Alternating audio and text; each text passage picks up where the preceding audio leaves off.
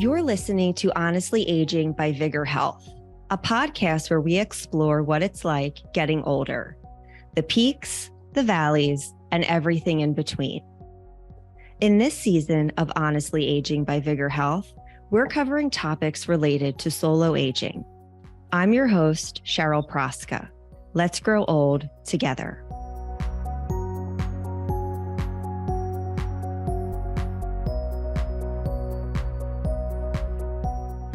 On today's episode, I'm joined by Gary Skole. Gary is the founder of AlzBetter, an organization that's on a mission to improve clinical outcomes and the quality of life for patients with challenging healthcare needs in their own home.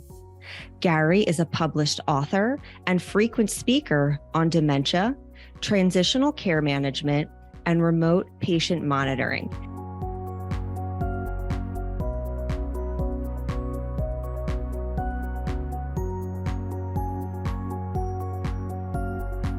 Gary, welcome and thank you for being here. How are you today? I'm terrific. Thanks for having me. Absolutely. So Gary, you are joining me today to discuss topics related to our memory. We'll cover some important information about dementia, how solo agers can plan ahead for potential cognitive impairment, caregiving, and how AlzBetter can help. Gary, can you start by providing some definition around normal aging versus dementia? Sure. So normal aging, it's often confused and people will reach out to us thinking that they're having issues cognitively. And understanding the difference between normal aging and what may be an early stage of dementia or mild cognitive impairment even, I think is really important. And I think the biggest thing to understand with normal aging versus what might be dementia is that normal aging doesn't necessarily affect the quality and your ability to live a normal life. So normal aging, things that may happen with normal aging might be things that occasionally forgetting names and appointments. Now we do that throughout our life, but you get a little bit more of that as we grow older. Taking a little bit longer to remember things. So our brain begins to process things a little bit slower. So you may be watching a game of Jeopardy and you may know the answers, and often seniors know the answers even more so than their younger counterparts, but it might take them a little bit longer to come up with those answers. And that's normal. Getting distracted more easily. So being able to hold your focus on one thing for an extended period of time begins to diminish as we get older. All normal. Finding it harder to multitask or do several things at once. In general, multitasking is often not the best way to do things, but as we get older, it does become more challenging. And then occasionally forgetting where things are. Where did I park my car? Or where did I put my keys? Again, I've been doing that my whole life, so that doesn't necessarily mean that it is a sign of dementia, but we will begin to have more of that as we start to get a bit older. So some of the differences between when someone is aging normally and what might be a sign of dementia or a cognitive impairment is that the memory loss begins to affect the quality and your ability to just function in your daily life. And I think that's probably the biggest one, is when you find that it is impairing your ability just to function normally, that's a problem. Seniors should be able to grow old and with normal aging still continue to function normally. My parents are both in their mid-80s. They just took a cruise. They do a lot of things together. They're very active. Are they more forgetful? Yes. Are they able to do some of the things cognitively that they were able to when they were younger? No. But they're still able to function normally. In that same vein, they plan the trip together. Planning and problem solving when someone's living with dementia is problematic. So they aren't able to make those plans, even for the day, let alone a cruise or a trip. Difficulty completing familiar tasks. So when it's something that you've done your whole life and all of a sudden you don't know how to do it, that is a sign that it may be something more cognitive impairment-wise. Confusion with time or space. So again, knowing what time it is or where you're at with space, another sign. Understanding visual images, spatial relations is a sign. Problems with words, in speaking and writing. I think that's a very common one. It's one of the more frustrating things. In my opinion, everybody thinks of Alzheimer's and dementia as a disease of memory. I think it's as much a disease and an issue with communication and the ability to understand what people are saying to you and the ability for you to communicate with other people, whether it's in writing or whether you're reading. It becomes problematic. And that's one of the big issues, is that we don't understand that someone living with dementia may not know what we're saying, and they don't understand it. And they can't even tell you that they don't understand it, or they may be embarrassed to say they don't understand it, or they can't communicate it. So that is certainly one of the issues that we see very commonly, and it's very frustrating. Misplacing things or the ability to retrace steps. So again, we might not remember where we put our keys, but when we can't remember the steps of where I might have been last, what I did, that kind of thing, that may be more of a sign of dementia. Decreased poor judgment. I think this is another one that's really important, because people living with dementia make very poor decisions. And one of the things we see very, very commonly is that they buy things over and over again. They are very susceptible to scams. So those phone scammers are looking for people like that. I can tell you that we had one gentleman. He was really a wonderful man. He was an Army veteran. He was a postal officer. He worked his whole life, didn't make a lot of money, but saved and saved and saved and made enough money that he was able to afford to be able to have a house and to hire help when he needed it. And unfortunately, somebody took advantage of him and took $500,000 from this gentleman. Oh, no. Now, $500,000 to a mailman is a lot of money. Not only that, but he was constantly writing checks to various charities that he couldn't afford to write. And people call, and once they get him on that list, he was constantly on that list. And I don't know whether people sell these lists or how it works, but he was constantly writing checks. So we had to monitor his checkbook. And that's also something to look at with a loved one. If you see that they're writing a lot of checks that maybe they wouldn't have before, it may not be that they're just being nice, but they may not have ability to, their judgment is impaired. So those are things that you definitely want to look for. Another one that's very common is that people withdraw from their social networks and just from community in general. So we often see that. And part of the problem is that they can't understand, they can't keep up with what's going on. The other part of the problem is that people that they may be friends with don't know how to communicate with them anymore, and it becomes uncomfortable for them. So both sides kind of avoid each other. And when you start to see that happening, that's often a sign that it's not normal aging, that it's something that's going beyond that. And then changes in mood and personality. Somebody that was normally happy is suddenly moody. They get set off very, very easily. Another sign that we want to maybe look for. Now, that's from the Alzheimer's Association. The Dementia Society of America is another organization, and they look at things slightly different, whereas Alzheimer's Association is primarily focusing on Alzheimer's. Dementia itself is not a disease, but it is an umbrella term, and there are, some say, as many as 60 or 70 different types of dementias. Wow. So Alzheimer's is a type of dementia, as is Lewy body dementia and vascular dementia, and there's mixed dementias. And that's part of the problem, is that there are so many different types of dementias, and each one affects different parts of the brain.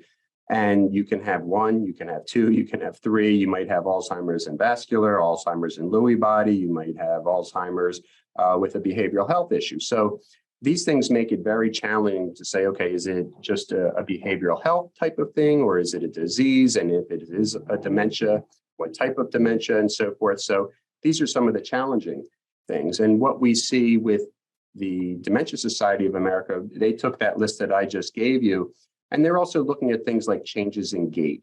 Reason being, if you have Lewy body dementia, you might start shuffling, similar to Parkinson's. And Lewy body has many similar features like Parkinson's, with tremors, unsteady hands, and you become very stiff. All of these things are signs that you need to look for. And it may be Parkinson's or it may be Lewy body. And this is where you want to get into finding a professional to help you diagnose that. uncontrollable laughing and uncontrollable crying. I don't know if you've ever seen those individuals, but they cry very easily and they can't stop, or they laugh. And it's not really funny, but they just can't stop themselves from laughing. Changes in handwriting. When their handwriting becomes very small, that might be a sign of Lewy body dementia. Drooping eyelids. Sleep issues is another Lewy body classic symptom. So when people either have insomnia or very restless sleep where they're thrashing and punching and falling out of bed, all signs that we need to look for. Incontinence of the bowel and bladder, another thing. Stories that maybe are not true, that they're making up. Again, things that may not be classic Alzheimer's signs, but things that are potentially a sign of dementia. So those are some of the things that we look for at normal aging versus what might be seen as dementia. So there are so many different forms and facets, it sounds like, of cognitive impairment versus what is normal aging. How is dementia or cognitive impairment or Alzheimer's actually assessed? So there are a couple of different ways that we do this. And I always recommend that, if possible, see a specialist in dementia.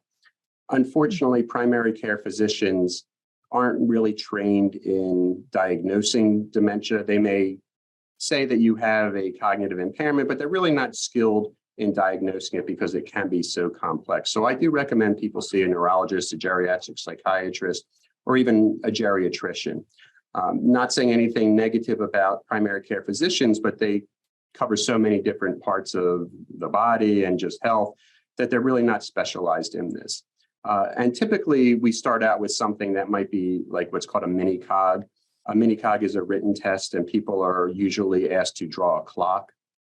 And it's truly amazing when you see some of the results that come back of people that may look somewhat and act somewhat normally, and you ask them to draw a clock and they can't do it, or it's just a total mess. They're asked to recall certain words. They're given a couple of words, and then a couple of minutes later, they're asked to recall those words. It's pretty simple and it's pretty basic. And the problem with just doing a mini cog is that if someone has Alzheimer's, it may show that there's an issue. But if somebody has a different type of dementia, such as a Lewy body, that may not affect somebody's memory, they may not be seen through a mini cog as having an issue. So we need to have different tests for them. And that's where you really need a specialist to identify those types of things. So if someone does go and gets an assessment and dementia does come through as a concern, then what can be done about it? So, it's been a topic for many years. Do you even want to know? And realistically, there's a scary statistic that 50% of the people that do get a diagnosis of dementia are not told about it. And the reason that they're not told is that sometimes the physicians, they don't know what to do about it. And they figure, there's no cure. So why should I bother this person? Let them live their life as long as possible as they can. However, people really should be told so that they have the ability to plan. And planning is critically important. So they want to make sure that they have everything in place legally. They have their will in place. They have a living will, so that if they're put on a ventilator, we know, do we put them on or do we not put them on a ventilator? But not only that, but financially, where is their stuff going to go? Is it going to my spouse? Is it going to my children? If I don't have a spouse, who's getting that? You see these families that fight over these types of things, and it's because there's typically not a really good, solid will in place. We also want to make sure, and what's really, really important, is that a power of attorney is in place. So that's the other thing. As people begin to age, and if it is in fact dementia, somebody needs to ultimately be there to support them and to take control of the situation. And when somebody doesn't have that individual, that's where we run into problems. So if you can, while you still are cognitively aware and alert, have everything written out as to who has the ability to make financial decisions for me, who has the ability to make medical decisions for me. If that is in place, then we should be okay. Not always, but we should be okay. So it's really important that if you do get that diagnosis, that all of these things are in place early on, and it really makes things much, much better. If they don't have that in place, then the state could assign a guardian to you, or you can have a trust officer if you're financially secure and can afford that. The planning ahead is so important, even before the end of life, where your items may be going, because I'm not a brain health expert by any stretch of the imagination. However, my understanding is that dementia and Alzheimer's can be like a slower decline. So there may be many years when the bill paying and the house cleaning and the activities of daily living need to be cared for. And there would need to be a plan in place to accomplish all of that. Correct. Absolutely.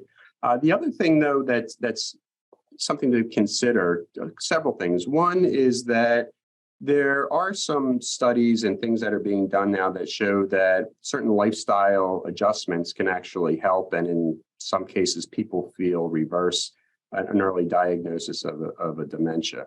I don't know if I'm ready to go ahead and fully endorse that, although there are legitimate doctors, not doctors that are out selling, quackery, but doctors at legitimate colleges and institutions that do have programs that focus on your cardiovascular health, reducing your stress, eating better, taking certain supplements, and they've seen results with really helping in that way. The other thing that they've learned is that as people challenge their mind and their body ongoing, it may not make them live longer. So let's say that you're diagnosed with Alzheimer's and you're 70 years old.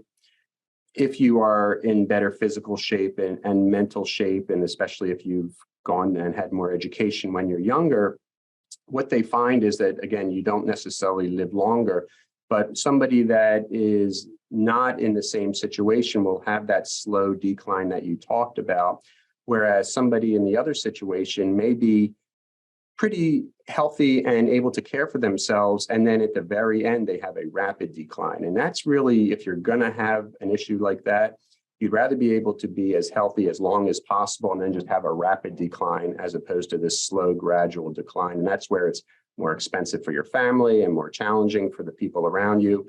So again, doing as much as you can to challenge your brain, to challenge your body, to eat well is really, really important.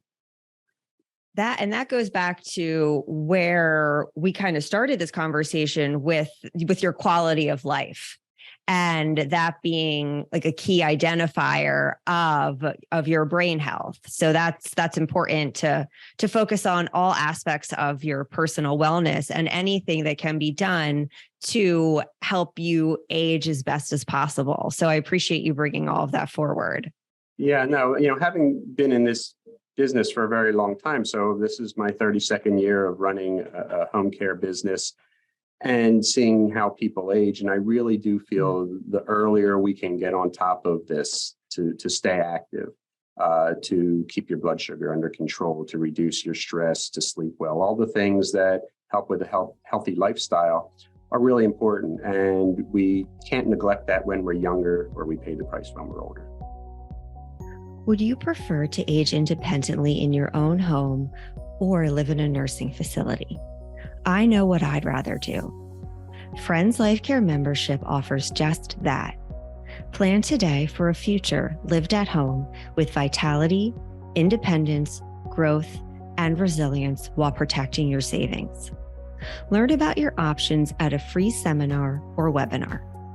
Register at friendslifecare.org/register or call 215-628-8964. Welcome back to Honestly Aging by VigRHealth, where today I'm joined by AlzBetter founder Gary Skole to discuss topics related to our memory. So in this season of the podcast, we are focusing on topics that are related to solo aging. Is there any particular advice or guidance that you could impart on our solo agers who are listening about planning ahead for potential cognitive impairment and the needs that come with it? Well, again, I think that staying as active as possible is really important. There's a direct link between cardiovascular health and cognitive health. So doing cardiovascular exercise, such as walking, riding a bicycle, going to the gym, and doing things of that nature are really, really important. But also muscle strengthening exercises, they're finding to be also really, really important for this. Not only to help you with movement and lifting things, but cognitively, they're finding that it helps as well. The other thing that's really important, and this goes for whether you're a solo ager or caring for somebody, is maintaining your social connections. And that's another thing that they're finding to be really, really important. People that are isolated, people that don't get out, that don't have a lot of friends, that don't spend time with family, cognitively, they have more depression, but they also have more cognitive impairment. So staying socially connected and socially active is really, really important. And people kind of overlook that. And we as a species, as humans, are meant to be socially connected. And when we break that social connection, it does damage cognitively to us.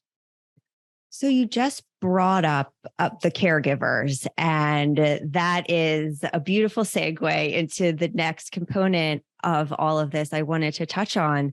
So when someone is caring for a person with dementia, I can only imagine the level of stress that person may be under. And also, they might really have no background in caring for someone with dementia. So is there any information or knowledge that you can share with us to maybe help those individuals? It's a great question. So the first thing that I would say is that knowledge is power. And I would strongly, strongly recommend, I can't say it enough, for people to learn as much as they can about dementia. If they can figure out through a professional diagnosis what type of dementia their loved one or the person that they're providing care for has, that's also particularly helpful. But in general, dementia doesn't follow common sense. And that's the problem. Is it's not as though if someone is living with diabetes or heart disease and we say to them, make sure you take your medication, and it's kind of up to that person whether or not to do it.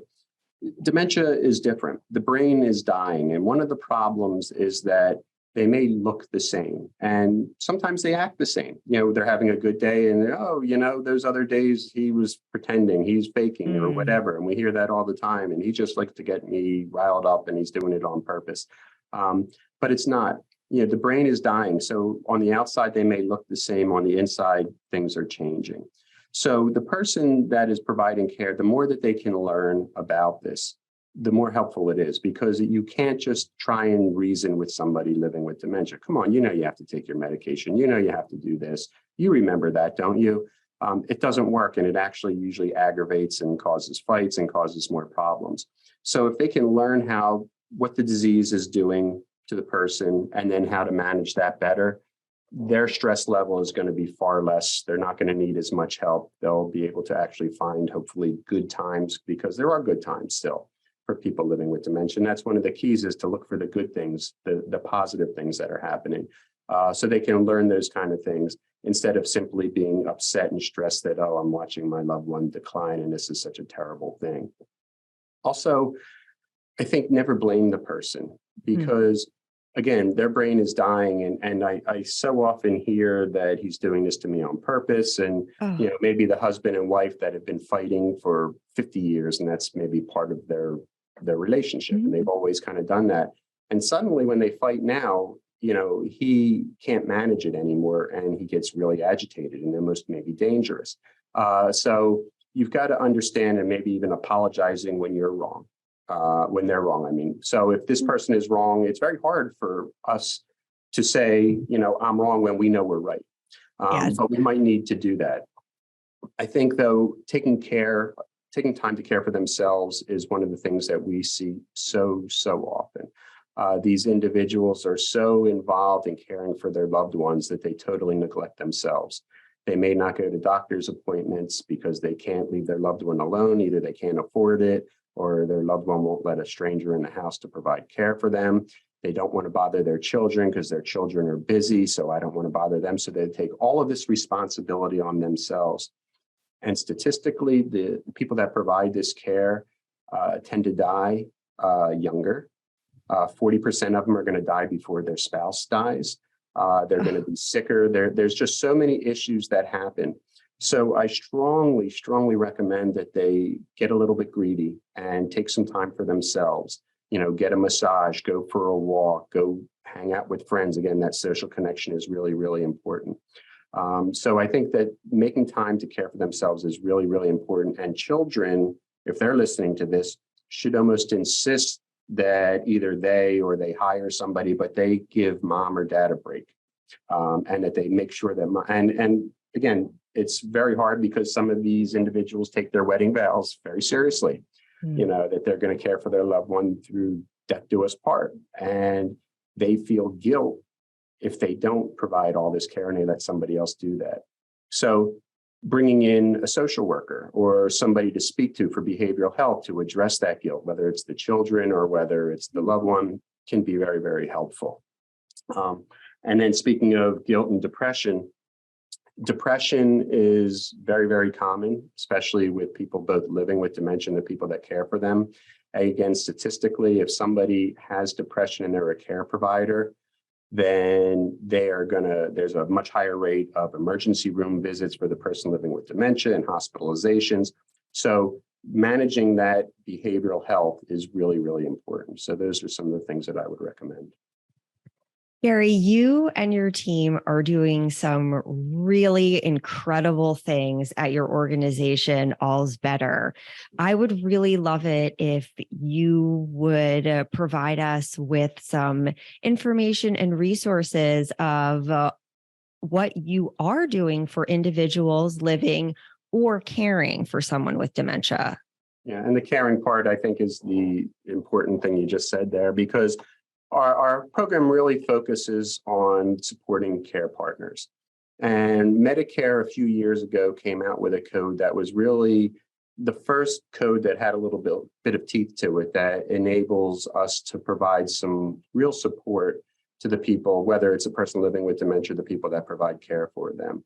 And it's a very involved assessment that can be done over the phone and using video. So you don't have to go to a doctor's office. This is one of the few benefits of COVID, is that this is now able to be done remotely. It had to be done in person before.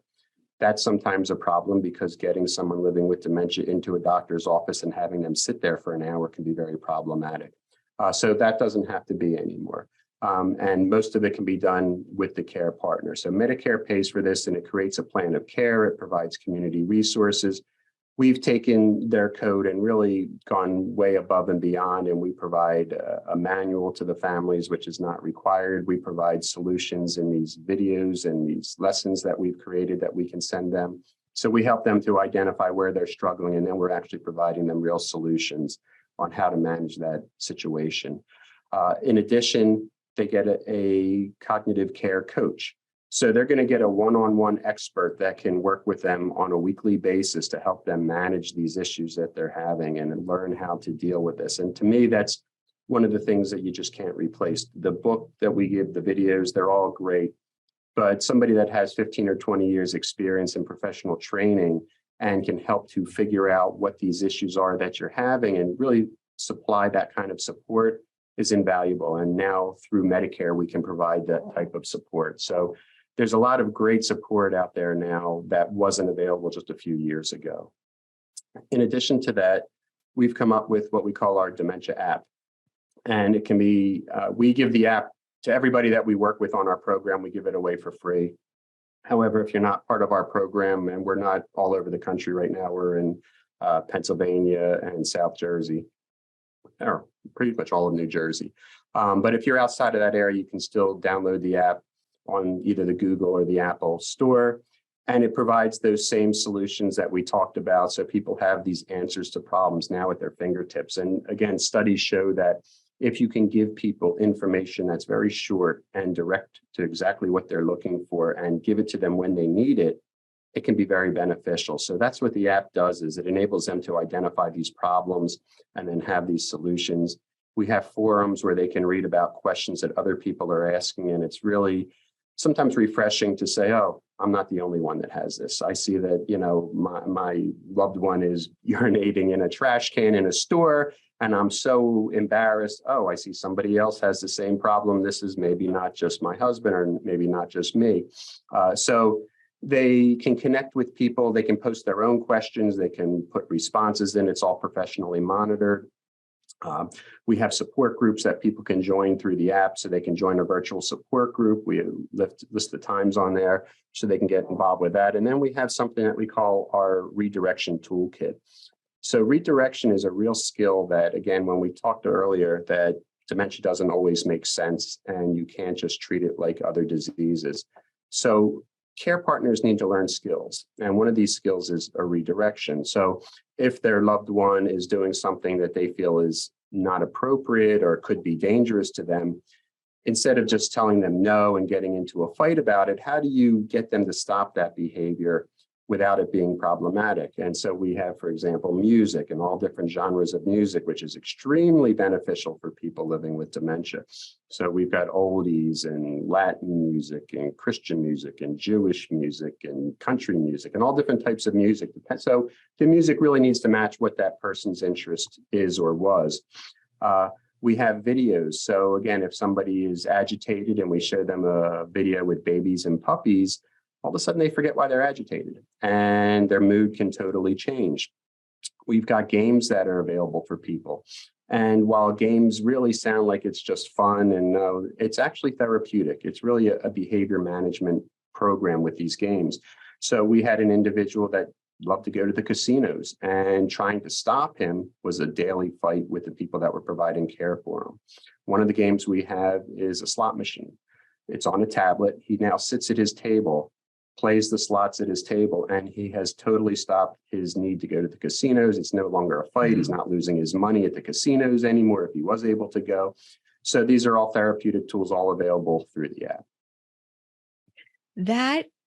The app is incredible. And everything about the app just ties in so beautifully through our whole conversation, especially regarding the forums and tying back to our conversation on caregivers and individuals with cognitive impairment withdrawing. You're providing them with an online community so they can have that social connection, which you touched on is so important, as well as the redirection and the different videos and games and resources. I think that could so much not only help the individual with cognitive impairment, but of course their caregiver, and it could help facilitate the caregiver leading with that empathy that we talked about before, with just saying you're sorry even when you're right, and helping them through having something to give to their loved ones so that they can have that kind of moments to take a couple of breaths so that they can go back and care for their loved one just as they should. So we will absolutely be linking to the Dementia app in our show notes. Sure. So is there anything in conclusion that you want to impart with the listeners as any closing words? Well, I would say that there are resources out there now that maybe weren't there before. You need to make sure that they're trusted resources. That's certainly a problem. This is a very easy population, not just the people living with dementia, but the care partners are so desperate to find solutions that they're very easy to be taken advantage of. But there are solutions out there now. Learn as much as you can, get diagnosed if you can as early as possible if you think there might be a suspicion of something. And for the care partners, really make sure they take care of themselves. It's critically important because the person that they're caring for depends on them. And if they break, so does the person that they're providing care for. So make sure that they get a little selfish and provide that care for themselves as well. Gary, thank you for this conversation and your dedication to improving care for patients with challenging healthcare needs at home. I so appreciate your time and your years of knowledge. Well, thank you. It's been a pleasure talking to you, and I think you're doing a great service here for everybody with the podcast. Thank you. Thank you for listening to Honestly Aging by VigRHealth. You can find links and show notes from this episode on our website at friendslifecare.org/podcast. Thank you to Gary Skole for joining us today. You can find Gary on LinkedIn and learn more about AlzBetter at alzbetter.com. Links to both, as well as the AlzBetter Dementia app, can be found in the show notes. If you like our show, please rate, review, subscribe, and join us next time. To learn more about aging with vitality, independence, growth, and resilience, subscribe to our blog at friendslifecare.org/blog.